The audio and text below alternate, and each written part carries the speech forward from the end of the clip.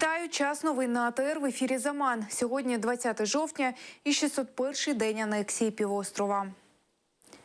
Громадянська блокада Криму триває рівно місяць, як активісти акції не пропускають вантажівки до тимчасово анексованого півострова через 3 пропускних пункти Херсонщини. Проти ночі неподалеку від пункту Чонгар пролунав вибух. Невідомі намагалися залишити півострів без електрики, підірвавши опори лінії електропередач, по яких електрика доставляється до Криму. Пошкодження опор виявили під час ранкового обходу. Наші кореспонденти знають усі подробиці. Сьогодні вранці в декількох кілометрах від Чонгара було пошкоджено ще 2 електроопори лінії Мелітополь-Джанкой. Хто саме зробив, невідомо. Ці лінії здійснюють подачу електроенергії до Криму. Пошкоджену опору під час патрулювання території поблизу села Чонгар помітили активісти громадянської блокади. Сообщили об этом правоохранителям, и дальше они уже предпринимали меры государственного реагирования. Данная ветка является высоковольтной, одна из 4, которая снабжает автономную республику, 330 мегаватт. Это та пропускная способность, которая была использована в данной линии. Это порядка 30%, на наш взгляд, от общего потока электроэнергии в Крым. Конструкції пошкоджені, але не впали. Територію оточив добровольчий батальйон «Херсон». Сюди ж приїхали співробітники міліції та ДСНС. За попередньою інформацією, опори пошкоджені мінометними мінами 82-го калібру. Вони були прив'язані до опори. Скільки мін спрацювало, невідомо. На опоре находятся предметы, визуально похожие на взрывчатые вещества, которые опасны для жизни граждан. Соответственно, мы полностью с сотрудниками милиции и батальона «Херсон» сейчас обеспечена безопасность периметра. Отсюда метров около 300-400 метров стоят везде посты перекрыты, чтобы никто туда не попал. Опоры идут в сторону Джанкоя, линия электропередач. Опоры трещат, то есть, возможно, электричество еще поступает, то есть под напряжением находится. На даний час направлено даний предмет, попередньо схожий на вибуховий пристрій, на проведення відповідної експертизи для встановлення, що це був за предмет саме. На місце події приїхали піротехніки. Також тут працюють співробітники «Укренерго». Оглянули територію, чекають відключення лінії, щоб рятувальники могли приступити до розмінювання. Просять всіх покинути територію. Якщо произойде падіння опори, могут погибнуть все находящиеся здесь, в этом радиусе люди. Для этого будем производить отключение линий, чтобы работали пиротехники. Распоряжение дать, кто должен работать? Через Киев все делается, разрешение. Разрешение подтверждено, значит, ждем в ближайшее время отключения линий. Как только будет отключено, я сообщаю, и работают минеры. Ближче до вечора відключили напругу. На даний момент лінії електропередачі Мелітополь-Джанкой на нулі. Рятувальники розмінували опору. Гульсум Халілова, Ельвіна Сідбулаєва, Олег Казикін, Ельдар Ісматов, «Заман», АТР. Херсонська міліція вже попередила, за пошкодження опор лінії електропередач зловмисникам загрожує ув'язнення. Санкція статті «Умисне пошкодження об'єктів електроенергетики» передбачає позбавлення волі на термін від 3 до 10 років.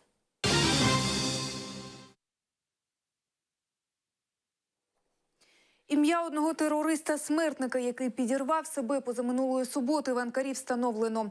Турецька влада офіційно заявила, Юнус Емре Алагоз був ідентифікований завдяки тестам ДНК.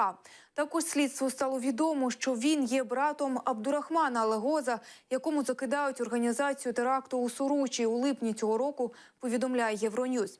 10 жовтня у турецькій столиці під час антивоєнного мирного мітингу пролунали 2 вибухи. Теракт забрав понад 100 життів, 250 людей були поранені.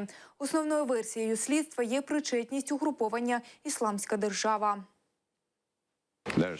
Интенсивно проводятся ДНК-тесты. Так нам удалось установить личность одного из смертников. Большая работа уже проведена и для установления личности второго. Південна Осетія може увійти до складу Росії. Президент самопроголошеної Осетії в Грузії Леонід Тібілов заявив, Заявив, південно-осетинський народ за 2 століття протистояння грузинському шовінізму і фашизму вистраждав мрію воз'єднання з Росією. Зокрема, він зазначив, проведення цього референдуму необхідно, щоб поставити крапку між результатами 2 республіканських референдумів 92-го і 2006 років. У 90-ті осетини проголосували за воз'єднання з Росією, а у 2006-му виступили за збереження статусу незалежної держави. Після війни Росії проти Грузії 2008-го Москва визнала Південну Осетію, так само як і Абхазію, незалежними державами. Міжнародна спільнота визнає обидва регіони невід'ємними частинами Грузії.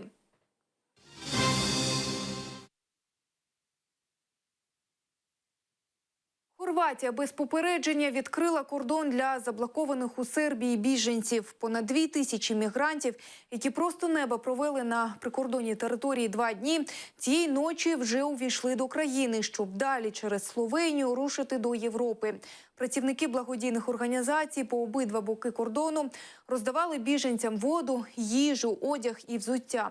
Євроньюз передає, у Хорватії мігрантів автобусами відвозили до центру тимчасового притулку. Словенія також відкрила кордон, проте тут запроваджені обмеження щодо кількості біженців. Люди, які чекають на свою чергу до автобусів, що їдуть до реєстраційних центрів, потерпають від холоду і дощу. Дуже багато людей. Усі намагаються потрапити до автобусів. Вони не хочуть лишатися тут на ніч. Тут немає навіть наметів. Тому такий безлад. Солдати розпиляють нам всім в очі перцевий газ. Найбільші за останні 13 років польові навчання НАТО стартували в Середземному морі і на території Італії, Іспанії та Португалії. Цього разу вони мають назву «Перехрещені тризубці». Церемонія відкриття відбулася на півдні Італії, передає Євроньюз. BBC також повідомляє, що за 5 тижнів у навчаннях візьмуть участь 36 тисяч солдатів, будуть задіяні 230 одиниць бронетехніки, 140 літаків і 60 кораблів. Представники НАТО заявляли, що вирішення щодо проведення навчань обумовлене загрозою безпеки всіх країн з боку Росії. Нас дуже турбує збільшення військової присутності Росії. Підвищена концентрація сил в Калінінграді, в районі Чорного моря і тепер на сході Середземного моря являє собою додатковий виклик.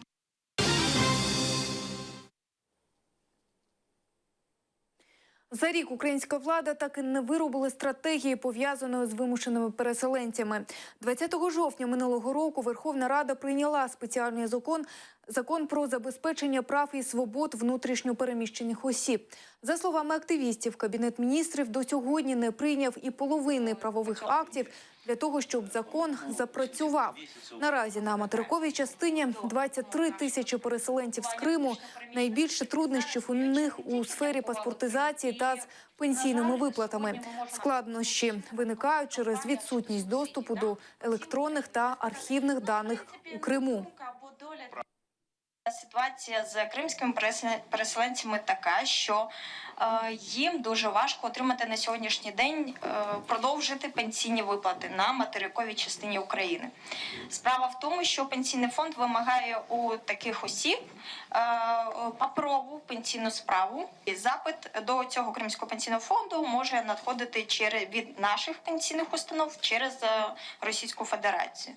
Поки не дійде паперова пенсійна справа, пенсіонери з Криму не продовжують отримати фактично свої виплати пенсійні. На сьогоднішній день, фактично, якби я був внутрішньо переміщеною особою, я б не знав, вибачте, куди бігти. Тобто, що очікувати від держави? Чи мені пускати коріння вже в новій громаді? Чи мені шукати іншу громаду? Чи мені орієнтуватись на те, що я буду повертатись? Це дуже важливі речі, без розуміння яких я не можу визначити свій життєвий шлях надалі. На жаль, такої стратегії або такої концепції не існує. Мешканці Криму скаржаться на відсутність інсуліну в соціальних аптеках. При цьому в приватних аптеках він є, але його потрібно купувати за свої гроші. Чому інсулін не потрапляє в соціальні аптеки, дізнавалися наші журналісти. Сейд Халіл показує ампули інсуліну та шприц. Вже 18 років вони його постійні супутники. Інсулін видається діабетикам безкоштовно в соціальних аптеках. Однієї упаковки вистачає на пару місяців. За словами Сейд Халіла, нещодавно його попередили. Підходящий йому інсулін в соціальну аптеку більше не надходить. Пошел в поликлинику, они мне говорят, что такого инсулина нету и в ближайшее время не будет. Возможно, что вообще не будет. Переходите на другой инсулин, либо покупайте в аптеке. Перейти на другой инсулин я не могу, так как 18 лет уже на одном инсулине, а на другой перейти очень тяжело и со здоровьем потом вообще проблемы. Причини відсутності інсуліну в поліклініці Сейд Халілу не пояснили. Сказали, що проблема з поставками через товарну блокаду Криму. Як це пов'язано з інсуліном, який виробляється в Росії, Сейд Халілу не ясно. Тим більше, що у приватних аптеках інсулін є. Одна упаковка коштує 1000 рублів. Каждый раз покупать каждые 2 месяца инсулин тоже тяжеловато, потому что пенсию по инвалидности выплачивают всего там 10-10,5 тысяч. Это приходится покупать инсулин, а на остальное я не знаю, где брать средства. Про нестачу інсуліну в мережі соціальних аптек «Кримфармація» повідомила віце-прем'єр Лариса Апанасюк на засіданні уряду. За її словами, з відповідними скаргами на гарячу лінію Радміну звернулися мешканці Сімферополя. При цьому директор «Кримфармації» В'ячеслав Добрецов в інтерв'ю кримським ЗМІ запевняє, що інформація про відсутність інсуліну не більше, ніж чутки. За його словами, інсулін в соціальних аптеках є, і в «Кримфармацію» скарги від діабетиків не надходили. Екс-голова Керчі Олег Осадчий уникнув усіх покарань, передбачених санкцією статті 286, окрім штрафу. Про це повідомив його адвокат Ігор Петросенко. Суд оголосив вирок за 10 хвилин. Після цього Осадчий стрімко покинув будівлю суду. Прокурор просив для колишнього мера покарання у вигляді 3,5 років умовно із забороною обіймати керівні посади. Проте Осадчий тепер зобов'язаний лише сплатити штраф у розмірі 200 тисяч рублів. Слідчий комітет порушив кримінальну справу проти Осадчого через порушення земельного законодавства, зокрема за перевищення посадових повноважень.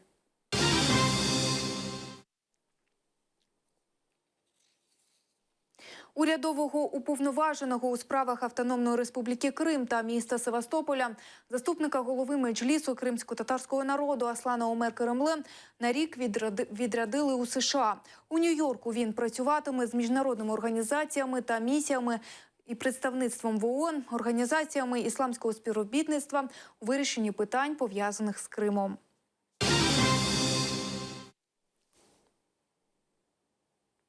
Комуністи хочуть, щоб Путін повернув смертну кару в Росію. Про це повідомив депутат Держдуми, глава юридичної служби КПРФ Вадим Соловйов, передає РІА Новини. Така ініціатива нібито пов'язана з почастішенням насильницьких злочинів проти державних посадових осіб. Ініціативу про скасування мораторію на смертну кару для терористів раніше пропонував і президент Чечні Рамзан Кадиров.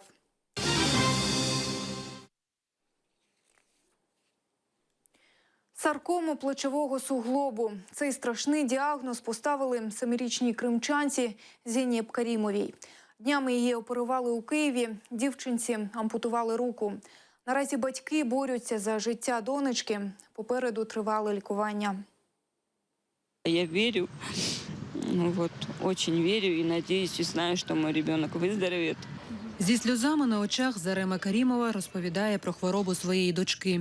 Життя змінилося з того часу, як лікарі шокували її страшним діагнозом. У маленької Зейнеп діагностували саркому плечового суглобу. Мы узнали это в мае. Ребенок в школе в игры играли и упал, и ударился этим плечом левым.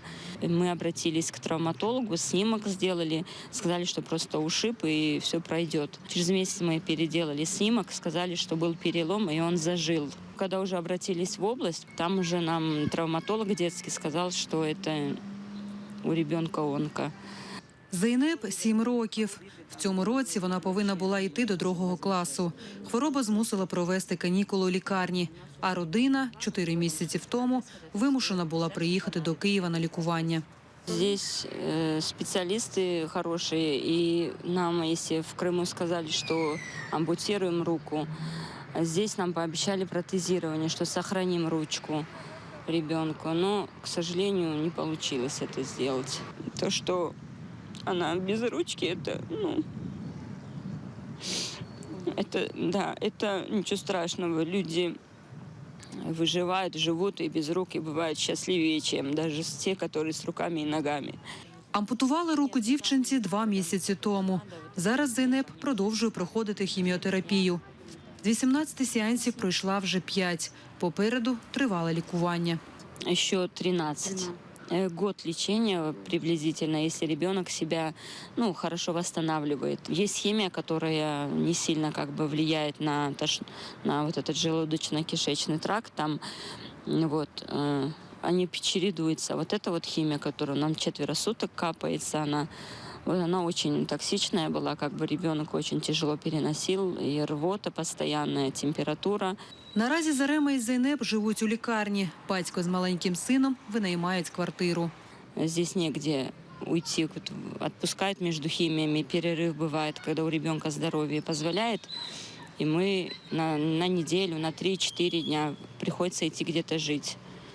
И мы вынуждены снимать квартиру и там проживать. Зейнеп надії на одужання не втрачає. Та найбільша мрія дівчинки – повернутися додому. Моя мечта вернуться в Крым и там учиться, с друзьями быть, с Биташкой, с Харбабашкой, со всеми быть там.